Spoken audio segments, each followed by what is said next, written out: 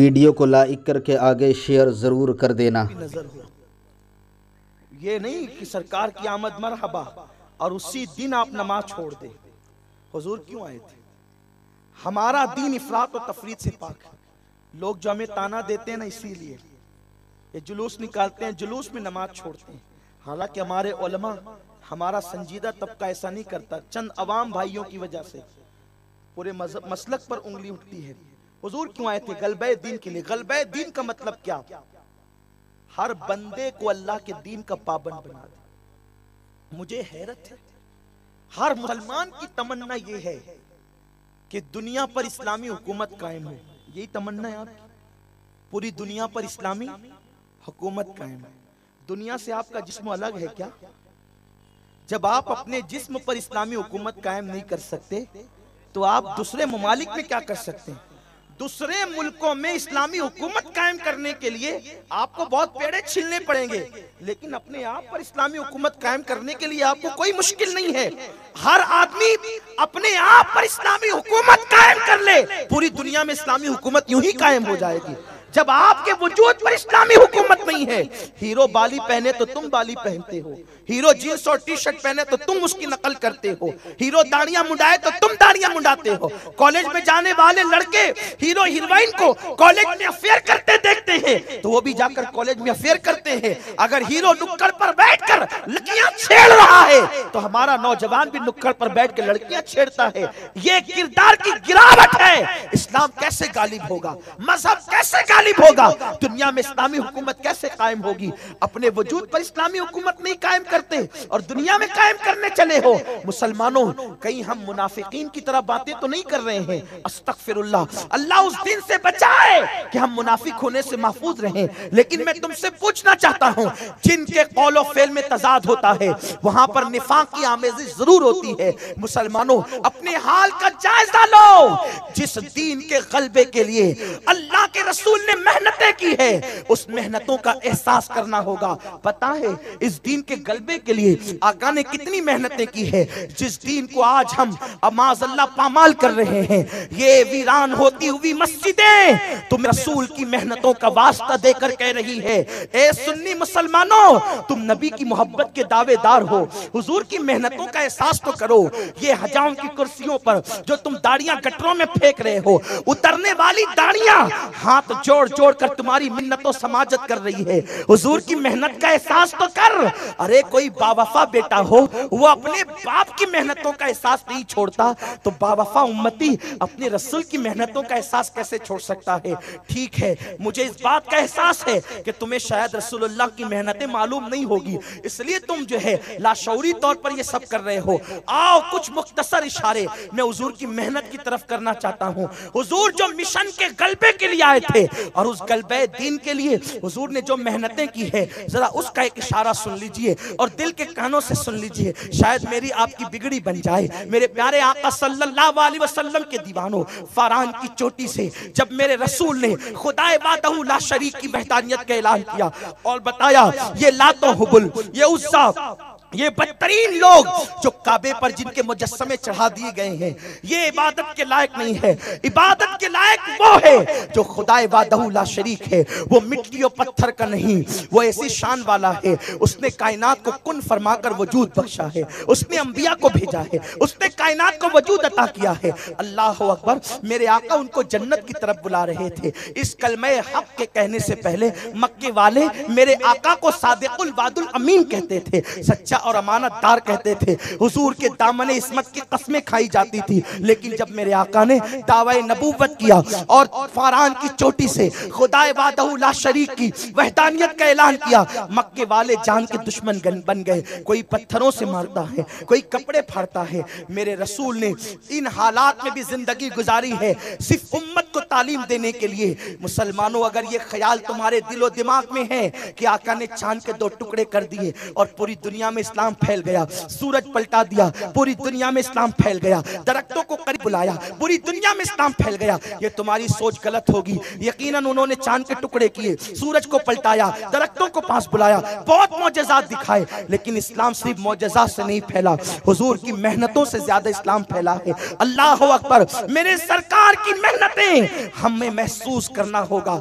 अगर महसूस नहीं किया तो हमें बावफा कहलाने का शायद हक नहीं होगा, क्योंकि जब कोई बेटा अपने बाप की दौलत को बेदरीग खर्च नहीं करता तो लोग कहते हैं ये बाप का बावफा बेटा है, बाप की मेहनत का एहसास है। और जिसका बेटा अय्याशियों में जिना के अड्डों पर पैसे लुटाता है, दुनिया कहती है देख कितना बेवफा है, इसके बाप ने इतनी मेहनतें की, सर का पसीना पैर तक किया आया, इसे बाप की मेहनतों का एहसास नहीं। मुसलमानों अपने नबी की मेहनतों का एहसास करो। मिलाद मनाने वालों, तुम्हारी मिलाद मनाना तुम्हें जन्नत तक ले जाएगी अगर हुजूर की मेहनत के एहसास के साथ मनाओगे। अल्लाह अकबर। हुजूर ने जब ऐलान किया है नबूवत का तो हुजूर अलैहि सलाम को चोट दी जाती थी, आकाए करीम को पत्थर से जख्मी किया जाता था, कपड़े फाड़े जाते थे, हुजूर को गालियां दी जाती थी, हुजूर के लिए फिक्रे कसे जाते थे। जब मेरे सरकार जख्मों से चूर होते तो हुजूर अलैहि सलाम के घर में बज़ाहिर अल्लाह अकबर उन जख्मों पर पट्टी बांधने के लिए कपड़ा तक मौजूद न होता।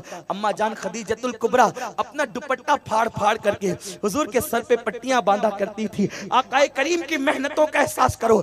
मक्का वालों ने कांटे बिछाए, मारा, 3 साल तक हुजूर को कैद किया। ये सारी बातें मुमकिन है, आप जानते हो। हुजूर अलैहि सलाम के घर के बच्चों को 3 साल तक जब हुजूर और उनके घर वालों को शाबे अबी तालिब में कैद किया गया तो हुजूर अलैहि सलाम के घर के बच्चों को दरख्त के सूखे पत्ते खिलाए गए। सैयदा फातिमा जरा नन्ही सी बच्ची थी और इस तरह के और भी उस खानदान के बच्चे थे। हुजूर के बच्चों को दरख्त की पत्तियां खिलाई गई।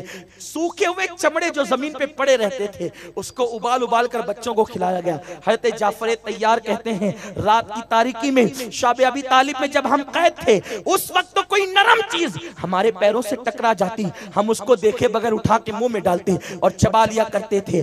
3 मर्तबा एक दिन में पेट भरकर खाना खाकर मस्जिद के जीने पर अजान तक बैठने वालों और अजान के बाद ये कहकर उठकर चले जाने वालों, अजान हो रही है नमाजी आएंगे, क़यामत में हुजूर को मुंह क्या दिखाओगे। अगर आका ने फरमा दिया मेरा मिलाद बनाता था जालिम, मेरे नाम के नारे लगाता था, मेरी मेहनतों का एहसास तुझे कितना था, तूने कितना मेरी मेहनतों का एहसास किया, क्या जवाब दोगे आका को। हुजूर ने कितनी मेहनतें, 3 साल तक मेरे रसूल को कैद किया गया है, हुजूर के हाथों पर कोई चीज बेची नहीं, कोई चीज खरीदी नहीं है। अल्लाह अकबर।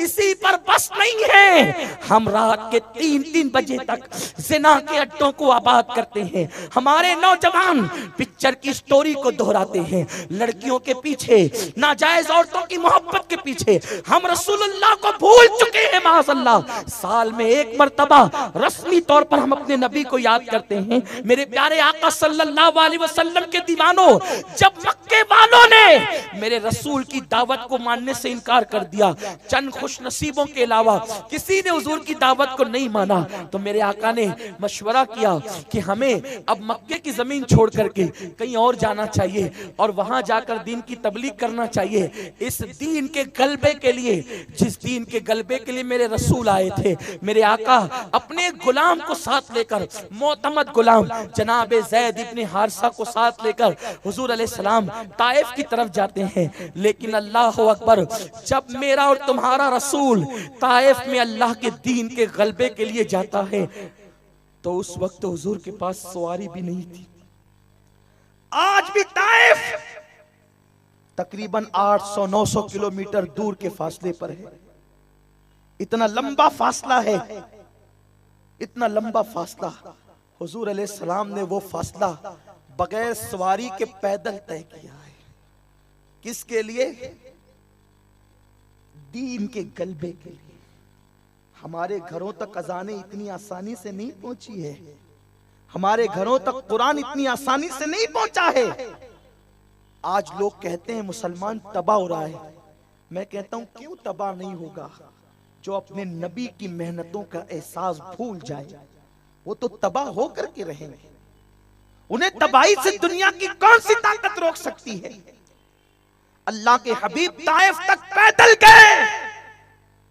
आज आपके इसी आजाद नगर के बहुत सारे मुसलमान ऐसे होंगे जो चौक और चौराहे पर बैठे होंगे उन्हें पता होगा दीनी जलसा चालू है, लेकिन फिर भी वो आकर नहीं बैठ सकते, क्योंकि वो अपने आप को समाज का क्रीम तबका स्मार्ट समझते हैं।